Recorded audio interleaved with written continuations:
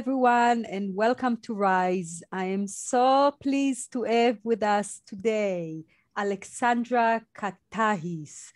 She is a PhD in clinical director of Center for Healthy Sex in Los Angeles.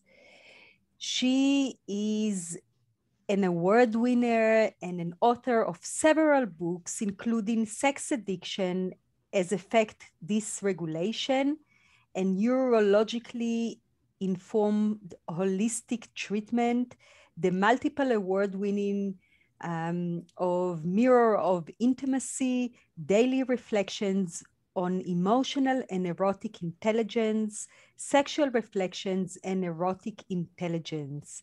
Thank you so much, Alexandra, for being here. Thank you, Nunaisi, for inviting me to be here today.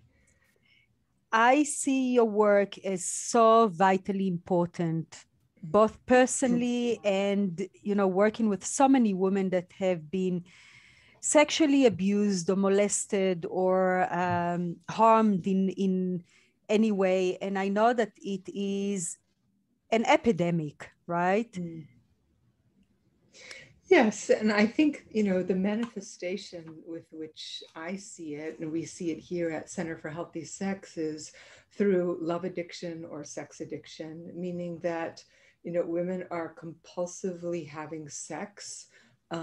Oftentimes, because of their sexual abuse, there is a repetition compulsive component to it.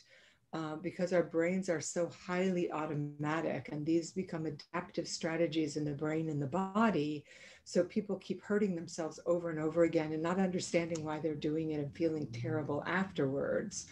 Or if it's with love addiction, is they're compulsively seeking relationships, but they're all built on fantasy.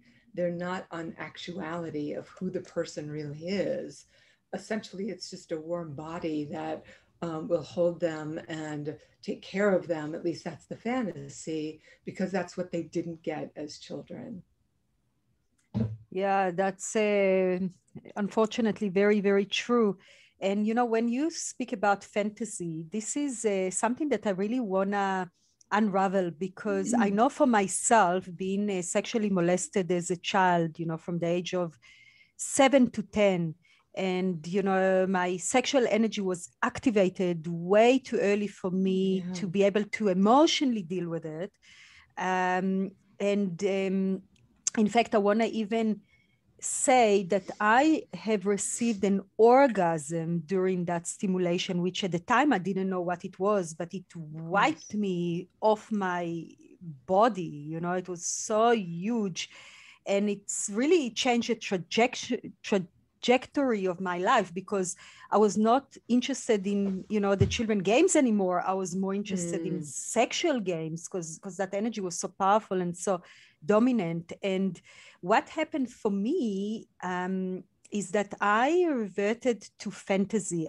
For me to become sexually stimulated later on as an adult, and even with, my husband and other lovers that I had before, I could not be in my body present to the sexual energy that was there with somebody I love. I had to go into my mind and recreate a traumatic repetition of an abuse to be sexually activated and aroused. And I really want to touch on that fantasy escape, or as a survival coping mechanism. Well, when a child is assaulted like that, we have to consider that data come in through the central nervous system, which are the eyes, right? The five senses. So whatever's happening on the outside is coming into the body through these senses. And when it's too much for us to handle, whether we're in an airport and a bomb goes off, or you're a child from 7 to 10 years old and somebody's sexually assaulting you, the nervous system cannot handle it. It's too much energy, as you say, coming into the body. And so there's literally an uncoupling between the central and autonomic nervous system. And the autonomic nervous system manages the body. So we can think of the central nervous system as the brain and the spinal cord, and the autonomic system as the body. And when those two things uncouple, you get pathological dissociation. So our higher cortical functions, our intellect, is decoupled from the limbic brain or the emotional brain. And Alan Shore, who's a famous neuropsychoanalyst, calls this an escape when there's no escape. So it's not a voluntary action. It's actually a quite elegant mechanism built into the human being that harkens back to when we were cave people. You know, if you're running down the plain and a lion or tiger are chasing you, at some point, you know, you're in a flight state, you're running, running, running. But if the body's going to give out and it can't take anymore, this dissociation occurs. And there's a flood of opioids also, which is what we think of as a sedative, so that when that lion, you know, bites your leg off and eats you, you don't feel anything, right? You have, quote, left the body. So this system is in place to protect us. And children are also often very confused because if they're boys, they get erections. If they're girls, they lubricate during sexual abuse. And that, again, is also nature's way of protecting us. Likewise, when women are raped, sometimes they'll orgasm because they're lubricating. But if you didn't lubricate, you would be destroyed. Your body would be destroyed inside, right? So these are all protective mechanisms, and they're nothing that we should feel guilty about or bad about. We should just be very curious about, wow, those were actually survival mechanisms to get me through this trauma. And now, because they don't get worked through, we have to go to therapy in order to move the energy all the way through the system the way it's meant to. Otherwise, it keeps looping as it did for you. And sex is a threat. Sex is dangerous. And so you have to conjure these dangerous fantasies in order to have the same arousal that you had then. But it has nothing to do with intimacy or the person that's in front of you. In fact, they could just be anybody at that point. So you can't really connect. And that's the problem with sex and love addiction, is that, you know, people cannot really connect to their lovers. They don't really own their desire. Desire owns them. And sex is both arousing and painful. And it's just a vicious cycle. I have been there for so many years trying to come out, and I have been torn between, you know, the desire to be with my lover that I love and I really want to connect, but at the same time, I'm so numb, I'm so frozen, and the only way to engage in that activity was escape to my head, run the fantasy, and then have that, as you said, vicious cycle, because then I feel so guilty and so even disgust, because I had maybe even orgasmed, but it's so wired up with disgust and shame and guilt that you know, it's not even it's not an uplifting emotion. It brings me really down. So I know that I have worked through it for years, and I'm good now. I mean, I've overcome it, so it's possible. I just want to put it out there. But I would love to hear from you. What are the tools to get unfrozen, unstuck, to come back to the body after experiencing sexual abuse? Well, there's not one straight path for everybody because everybody's so different. But my first, I guess, advice would be to stop having sex, right? Because you're not acquainted with your body in that way. And the more you keep repeating this thing, the more you sort of cement it, if you will, in your brain, because we know that when these neurons fire together, they wire together. So you keep wiring the same arousal pattern over and over and over again. And in fact, your abuser lives inside you now. You've been very loyal to your abuser. So one of the ways to stop that loyalty is to stop having sex with other people and to start a course of therapy that's body oriented, where the therapist can help you track into your body. And unfortunately, oftentimes you have to go back to the abuse and remember what you couldn't remember then, or more importantly, I guess, feel today what you couldn't feel then, which was the terror and the shame and the frozen state, and to be able to hang out in that frozen state with someone who can be there with you, so that slowly but surely you can start to mobilize your limbs and mobilize your body.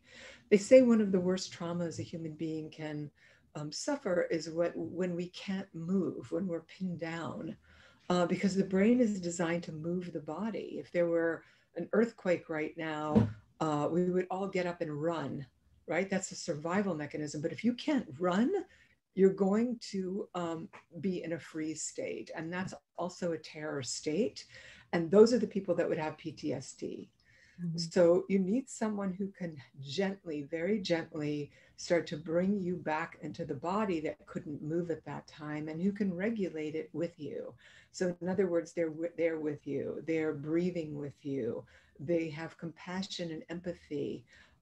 This is not something you want to move too quickly with, because you won't be able to tolerate the small feelings that you need to feel now. So these are grounding processes. They're slow. They require finding a therapist that you can trust, whose direction you're going to take. And you have to stay in therapy for a long time. It's not a quick fix. So a long time might be 3 to 5 years, Mhm. right? It's not, 10 to 20 years, but you have to make a commitment to yourself. And I think that's what it means to really, really love yourself, is to make that commitment to you, and to trust that, there will be other men and women out there for you to have sex with 5 years from now. Nobody's going anywhere. You can have sex in 5 minutes if you want. All you need is an app and boom, you can find someone. So you're not really missing out on anything. But to reclaim yourself is the best source of self esteem, shame reduction, and ultimately, I hate to use this word, but retaliation to the abuser, is that you take back your sexuality from what they stole. Mm. Mm. So you recommend to refrain from sex, and that includes sex with yourself, stimulating yourself, or is that I a would say different? early on, it would be refraining from stimulating yourself also, unless you can do it without evoking those fantasies of assault, of shame, humiliation, the abuser. Because if you're using fantasy, you're doing the same thing as if you're using somebody you're not connected to. Now, let's say you've been in therapy for 6 months and you have a partner who's kind, who's Mhm. thoughtful, who's patient, who's willing to go through this slowly with you, that you can stay present with and notice your desire to pull away or to avoid, or that you start to dissociate, and that partner slows down with you, they make eye contact with you, you talk to each other, you just maybe hold each other, and maybe in the holding of the other person, you start to have a memory and you start to cry, and your partner can just hold you and be there with you. That can be incredibly healing. But racing to any kind of genital stimulation with yourself or someone else is really just more of the same. And I Right. think this, yeah, go ahead. Yeah, no, I feel very lucky to have had that partner that I cried in his arms so many Mm. times, and he was there holding me, and I could share everything with him. I could share my fantasies, and he would say, "That's okay. You don't have to shame yourself. We work through it together." So it's really important to have that supportive partner, and I'm sure Yeah. that some of our audience that listening to this recording now, they are, maybe survivors of sexual abuse as children, and they maybe are in marriage or in partnerships already. And how do they take it from here? How do they bring it into the relationship so it can move through and heal through the relationship if it's already in a relationship? Well, that would require a conversation with your partner, for Mm-hmm, starters, mm-hmm, mm-hmm, about what exactly happened, what goes mm-hmm, on for you, how it's not about not loving that person or caring about that person. It's just that your nervous system is dysregulated. Your nervous system is not able to hold both your thinking brain and your body online simultaneously, that only one or the other can happen. And so it requires a commitment of both people to go on this healing journey. Mm-hmm. And if you don't have that, if the partner who wasn't abused gets frustrated or takes it personally or pouts, then they're not a safe person to do this with. It really, really requires someone who's got a solid sense of self. Because I believe that we do a lot of our healing in therapy, but in the sexual arena, the most powerful healing takes place during sex. And you Mm-hmm. can't do that with the therapist, you have to do it with a partner. But you have Mm-hmm. to choose wisely. You really have to choose well if you're single, because not everybody is up for that task. And if you have a partner, you sort of have to renegotiate your relationship about going, as I said, on this journey or through this process together. Absolutely. And I think that not only transparency is vital, but you also have to receive a sacred yes from your partner that you're actually willing to hold your hand through this journey, because it is a journey, and especially for the partner also, right? It's a huge role that they play in, Yeah, and maybe they're not up to it, and therefore they're not the right partner. right. I really believe that there will be the right partner that will be able to support you through it, and then it's actually growing in intimacy through the process, because it's really unpacking so much together. So Yeah, people reduce sex to really genital stimulation and orgasm, and sex and spirituality are inextricably bound. And this mhm, is written about in the great tantric teachings and neo tantra, and even in the sexological circles, that sex is such a powerful energy. When we connect with another person, there's no right or wrong way for it to be. And this idea that even this the language of quote finishing. Did you finish? As if that's the end point, as opposed to we're going on a very interesting journey with each other where we're deeply curious about each other, and something could happen that's completely unexpected. And can we follow that and trust it? So I had a client once who had been sexually abused from the time she was 3 years old until she was 14, old enough to say no. And when she finally had a partner that she could trust, they were actually having intercourse. And there was something about the turn of his neck. And there was something about the neck, which is what she saw with her uncle. And, the right amygdala, which is in the limbic part of the brain, reads danger very quickly. And it's not literal in its interpretation of it.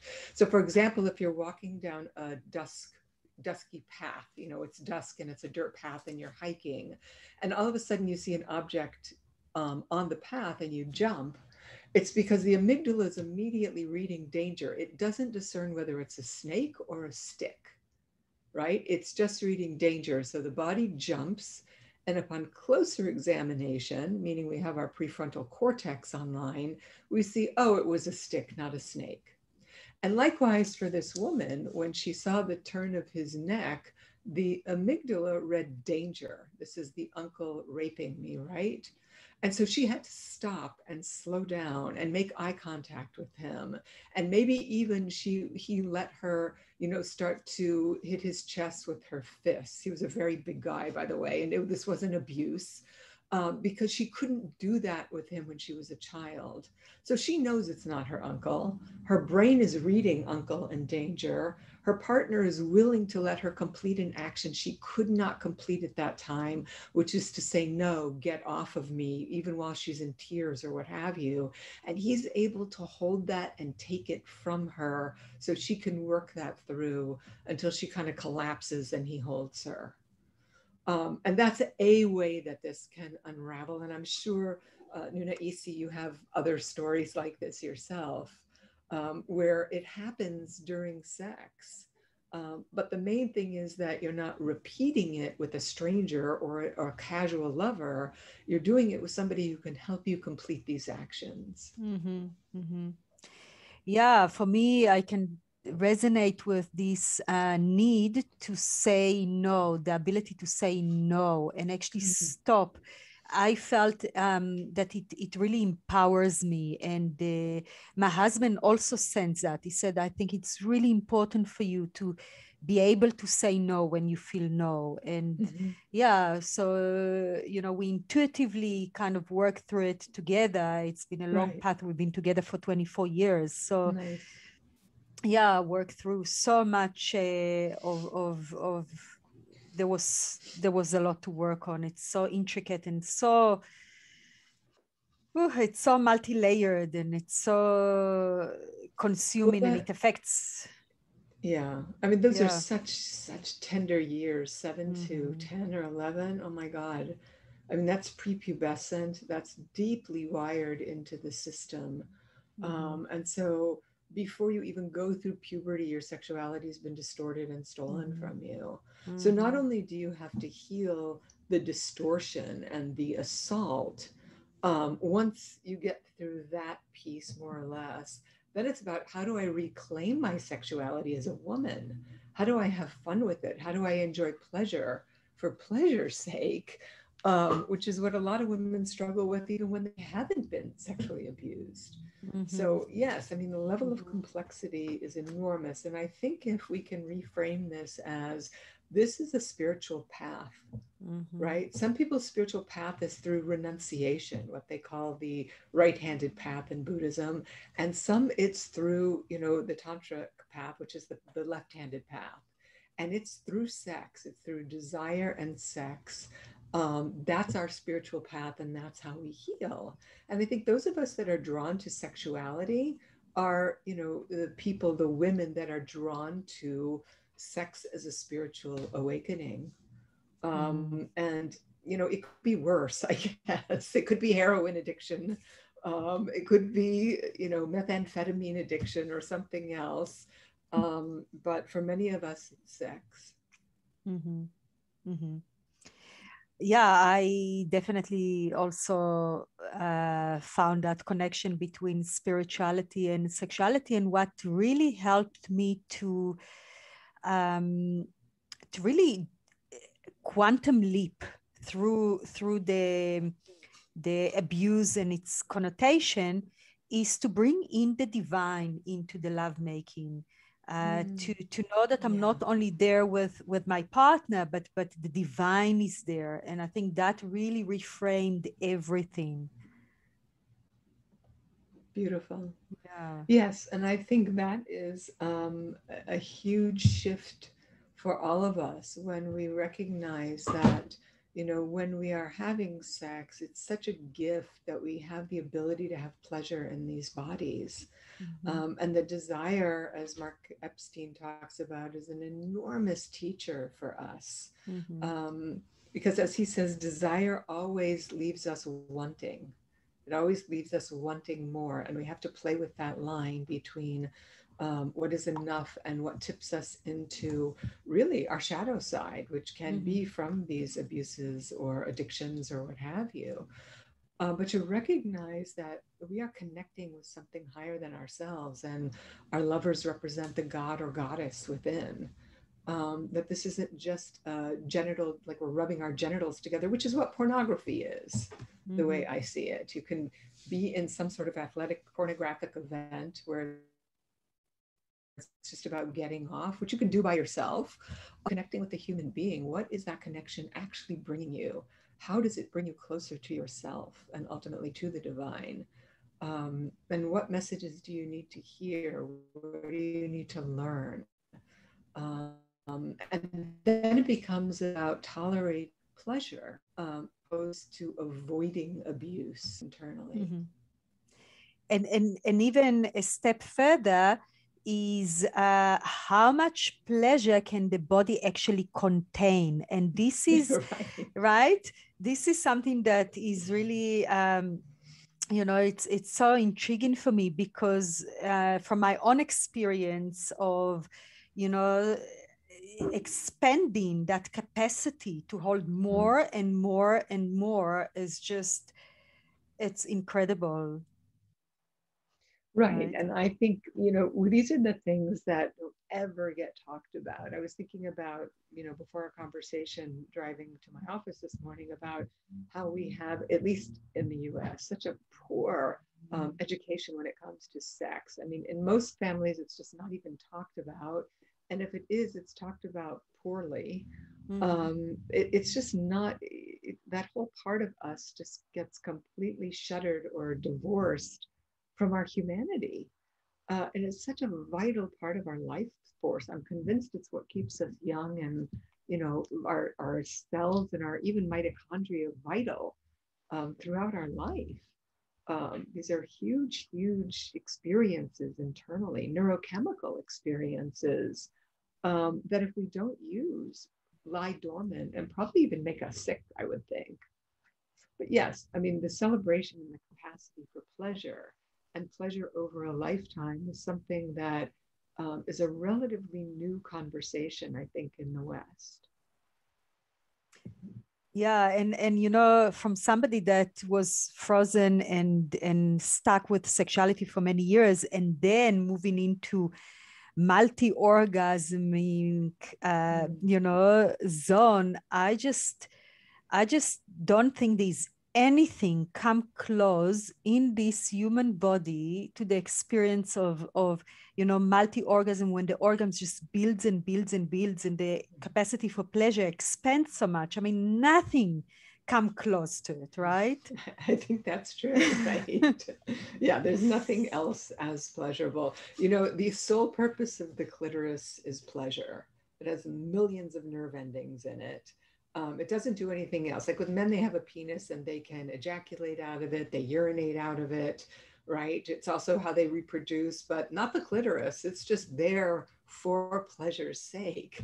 I mean, that's one aspect of pleasure, certainly, but I think it gets underrated and underutilized.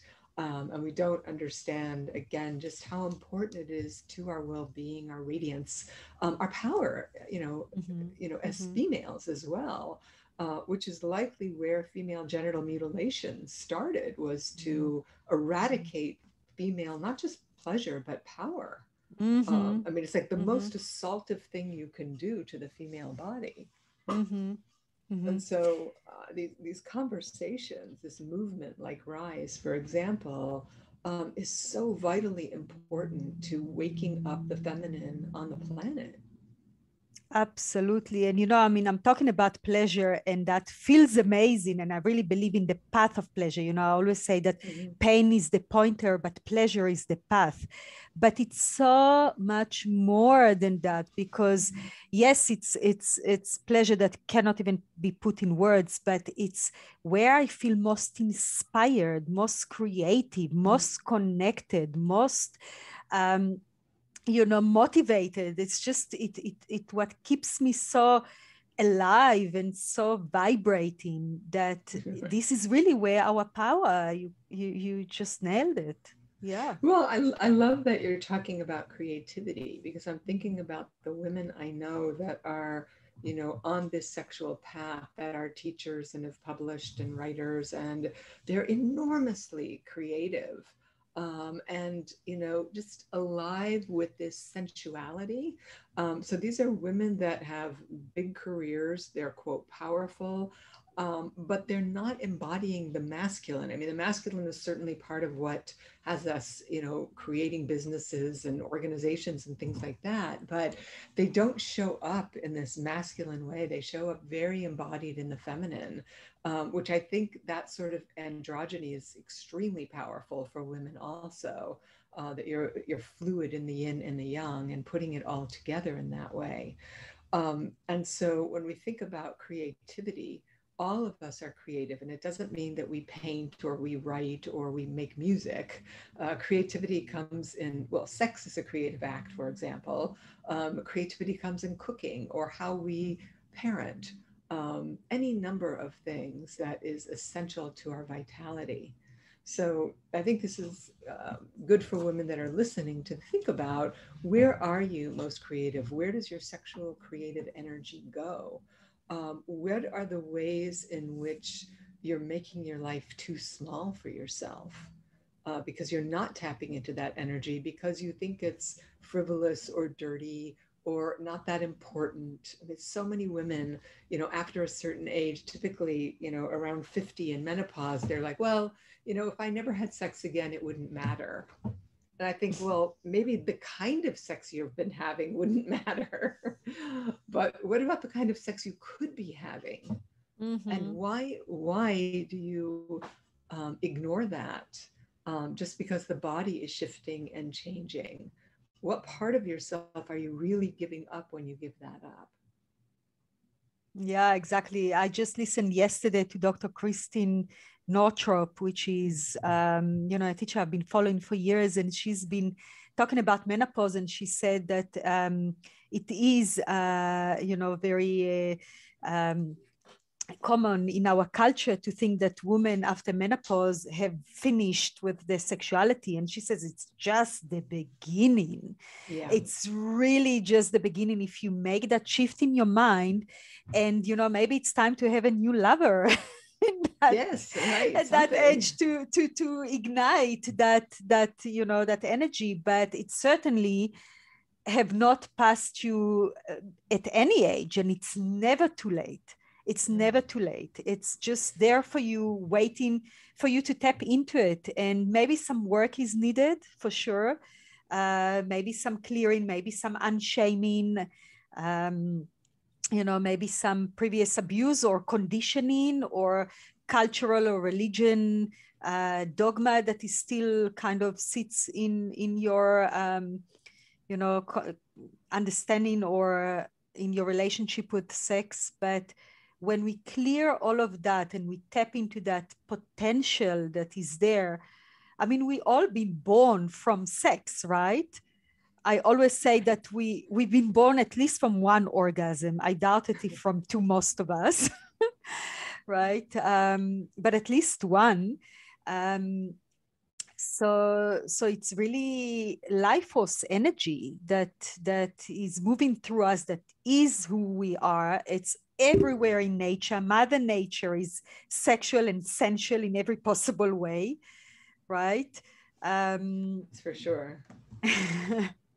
Yes, I mean, yeah. I think you're right. We see sensuality and beauty and lust all around us. Mm-hmm. Um, so there was something you just said that I think is worth highlighting, that most of the sexologists in the US, at least, that I've studied that have been my teachers, one in particular, always said that we have the best sex in the fifth and sixth decades of our life, meaning in our 50s and 60s, because we're less hung up about our bodies and how we Mm-hmm. look, and just all of these insecurities have melted away. Just like they say women do the most important work in their 50s and 60s because the mommy brain turns off.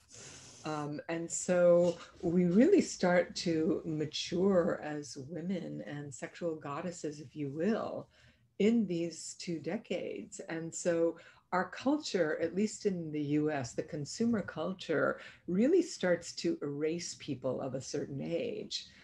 I was looking at bathing suits today online, and it was a gorgeous company, but all of the women are in their 20s, right? And, I'm slender, I'm happy about my body, but I'm thinking, I am not going to look like that in that bathing suit. And so I wish that they had, models that were older so we could actually see ourselves and our own beauty and our own bodies reflected back to us. But we don't in a consumer culture. And so we have to be very careful about what we look at, what we compare ourselves to, and to really stop comparing ourselves altogether, because there is no comparison between you and me, for example. We're different people, different bodies, different stories, different sexualities, even. And so it's really emotional suicide to compare ourselves to each other. It's an act of violence that I think women perpetrate on themselves, instead of getting very quiet in a meditative space and being grateful that you're even able bodied, if you are, for starters, and that you're still alive. It's a crazy world. So practicing gratitude, I think, is a very big portal to accepting one's sexuality, for starters. And that starts to lead us towards the sensuality. And then, again, the tantric path talks about um, experiencing lust and sensuality in everything. So having a cup of tea, right? The way it feels in your hands, the way it smells, the heat as it's going down your throat. This is a tantric practice, not just, having sex all day long. Savoring your food, choosing the fabrics that you put on your body. Beauty is an extremely important part of that sensuality. So, as you say, it's everywhere, not just in this reductive notion of genital to genital contact. Yeah, absolutely. And we really have to redefine beauty because beauty is so expensive and comes in so Mm. many forms and shapes and colors.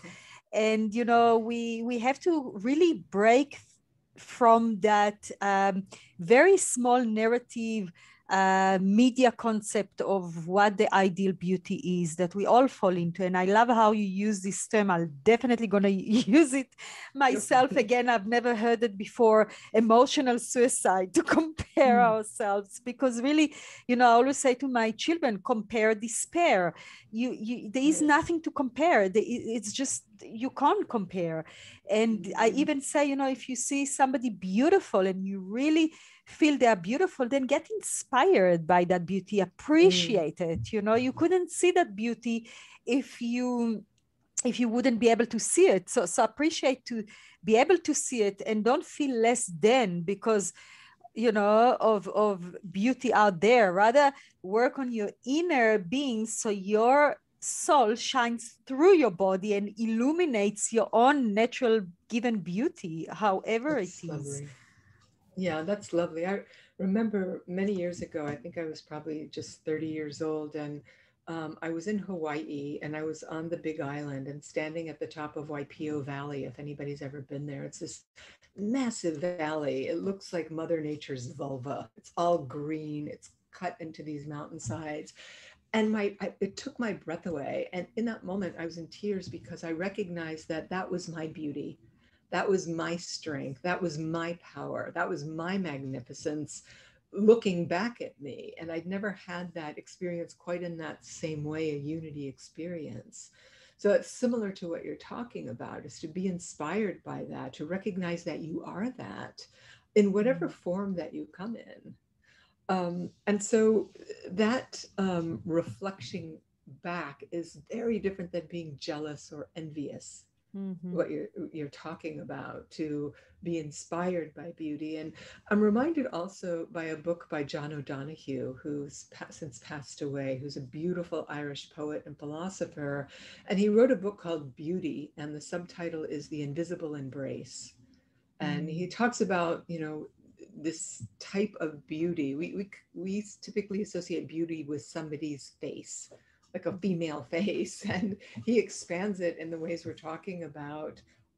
That is so moving, and to consider really studying beauty in your environment. And of course, it's a very feminine essence quality to appreciate beauty and to beautify everything, our space and ourselves.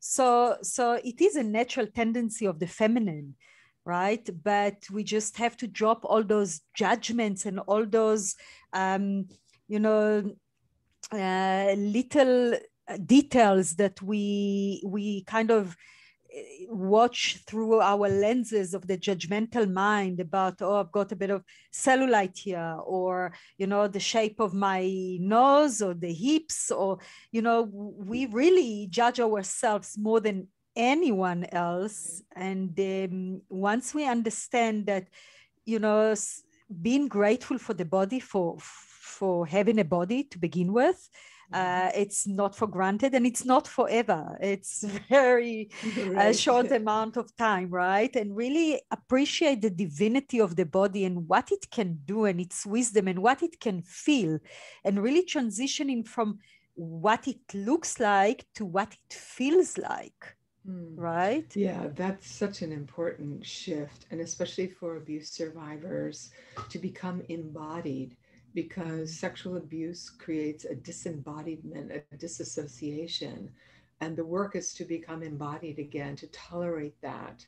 And so it's not just about tolerating being in the body, it's about recognizing, wow, I am my body. My body, mind, spirit, soul are one entity or organism, if you will, and we're not separate.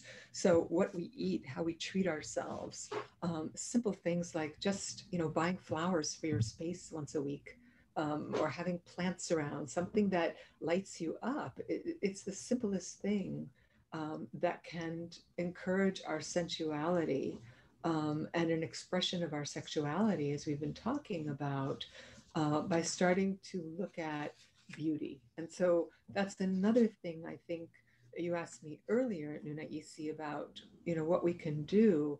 It's about looking at our space. How do we actually tend to ourselves? Because sexual abuse survivors tend to struggle with deprivation. They feel ugly, dirty, broken. These are the words that people use.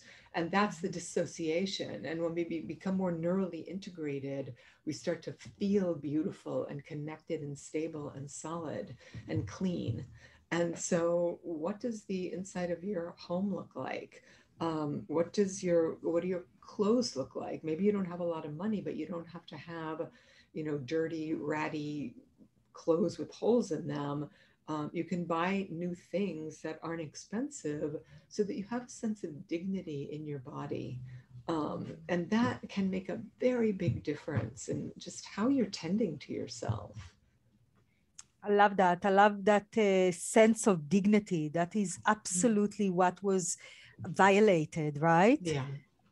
So to bring that back, and I really like that you basically talked about self-care, and I find that to be a very vital piece of any healing, any trauma, healing trauma, because we take the responsibility back home, and we actually say, I matter, I worth it, and I will make sure that I am safe, that I am comfortable, that I am healthy and vital, that I'm feeling, I'm feeling, everything. Right. I don't want to say feeling good, because sometimes you don't feel good, and that's okay. But feeling, allowing the feelings, allowing, cultivating that sense of I am worthy. I am worthy of love. I am worthy of good care. I am worthy of pleasure. I am worthy of beauty outside me, as you said, your environment, and inside of me. So yeah, this is, I find that a very, very vital step to take that responsibility back. Maybe you haven't received enough sufficient self-care from your caregivers growing up, or, been abused and violated, but to actually take that, almost take the reins back to yourself, Mm-hmm. and say, I can do it for myself.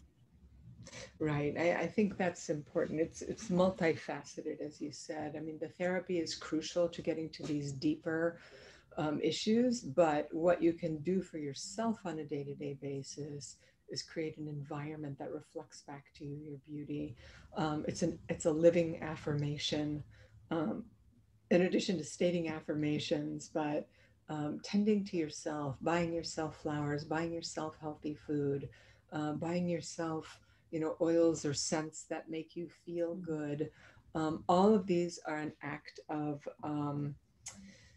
what would you say, an act of taking back what was stolen from you. So they are empowering acts, even though they seem so small.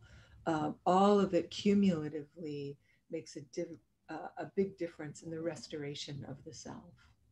Right. Self-nurturing, right? Mm-hmm. This is what it is. And, I mean, we can always work on ourselves, of course, from the inside, but even working on our external environment really affects our inner being. So I found that, whenever I declutter and I clear things in my environment, I feel as if I cleared things within my being. I just become lighter. And so sometimes if you don't know where to start from your, environment, start from your bedroom.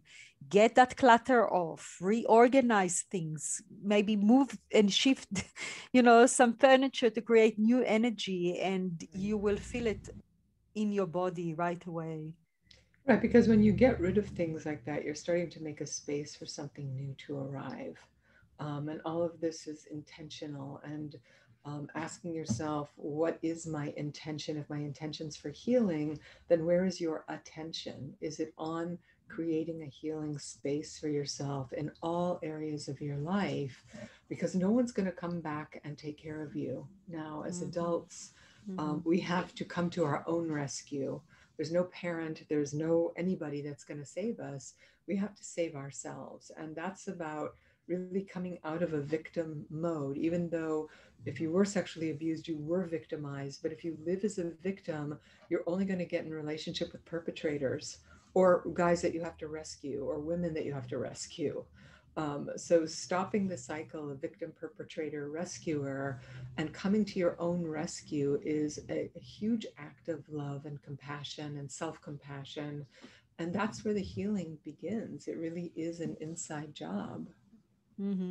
I like to say that healing is, trauma is not your fault, but healing is your responsibility. And lovely.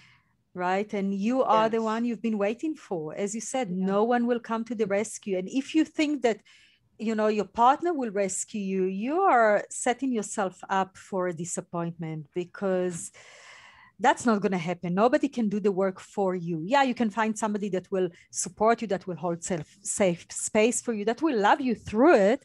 But ultimately, you can only do the work yourself from within, right? Yes. Yeah. Thank you so much, Alexandra, for this juicy and really potent and powerful and important conversation.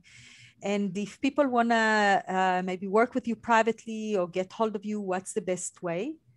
Well, the website is centerforhealthysex.com. And on that is information about my webinars for Mirror of Intimacy, which is my book of daily affirmations on emotional and erotic intelligence. And so that's the best way to find out about the resources that we offer here at Center for Healthy Sex. Beautiful. I will have all the links on the page. And thank you so much for making the time to share your wisdom. It's so highly appreciated. And thank blessings you, for the brilliant work you do in the world. I really salute you for that. Thank you. I appreciate it. And thank you to all of those who have been listening. Right. And so blessings to all of you and lots of love. And until the next time we meet. Ciao.